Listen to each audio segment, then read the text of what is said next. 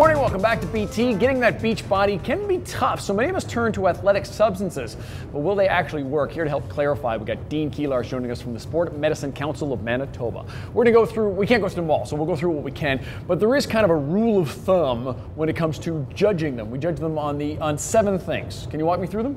Yeah, sure. I mean, the first thing you do is you figure out, well, is it fair play? Should I be doing this based on a code of conduct, the rules of sport? Okay. Second thing I do is I say, is it against the rules of law? We certainly don't want to break those. Certainly. Is it performance enhancing or not? Makes sense. Right, is it going to actually make a difference? Yeah, and then is it going to take me the opposite way, which could happen? And then the next one is going to be, does it actually have health benefits to me? Good. And then side effects. If I take the dosages that athletes take, which is typically more is better, right?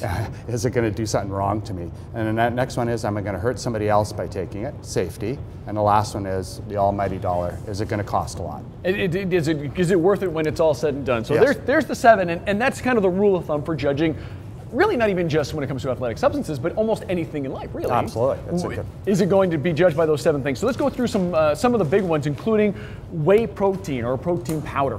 Many people take this particular one. First off, what's it designed to do? What's it supposed to do? Well, basically every day a person needs a certain amount of protein in their body because we use protein as fuel to actually be energetic, and more importantly, we use protein to build our muscles and to repair our body. Yep. So you need a certain amount of protein. Getting it from regular foods is really the way to go, but sometimes people look to products like protein powders in the jar like that are actually there to say, let's make sure I have enough protein in my life so I can build the muscles that I want. Okay, so what's the benefit of using other instances for natural instances for protein versus the stuff in the... No benefit whatsoever. You really want to say, I want to go on the side of the natural foods if you can, versus the protein powders. This is an insurance policy, just like a vitamin tablet would be. I'm saying, well, I'm just going to take a scoop of this protein powder here, and I'm going to have a scoop of this protein powder so that I can ensure that I'm getting enough protein in my day. That's the typical thinking that you have for this. And certainly there's people marketing these things to have you take more protein to sell you this product. But in the end of the day, it's always better to get it from natural foods. Okay, let's talk about things like creatine. Many people may not be familiar with that, but it's based along the same lines as... Yeah, basically it is. That's a good point.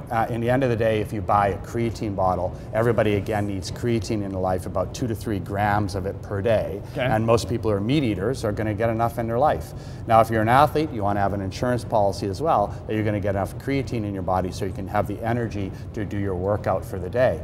But again, the people who buy it in the bottles, there's been lots of study on this. It's a very minor benefit, if any at all, on the field of play. And it shows you maybe a little bit stronger, but in the end of the day, it makes no difference to whether you're a better hockey player or football player in the end. So neither of these 2 products do you need. You can get it all from wonderful, yummy, good foods. There you go. How about things like ephedrine and caffeine that's in, they call them energy drinks? Yeah, well, the energy drinks is a very contradictory one in the sense that one of these products that I'm touching right here has about 80 milligrams of caffeine in it. Okay. So take that number in your head. And if you went to a common place in town to buy a cup of coffee, a Pike Place in a grande style, there'd be 330 milligrams, which is like drinking 4 of these in a row. Okay. So we're quite hypocritical as adults. Because these guys take, reputation-wise, the caffeine drinks take a big hit. Well, they do, and they take an unfair hit, absolutely. They should be labeled that they have caffeine in them. That's the problem, because we do get young kids drinking 4 or 5 of these in a row, but you don't typically drink 4 or 5 Timmy's or 4 or 5 Starbucks in a row, do you? Right. So in the end of the day, these do take an unfair hit. They're not evil things, they're just caffeine-laden drinks. That's all they are.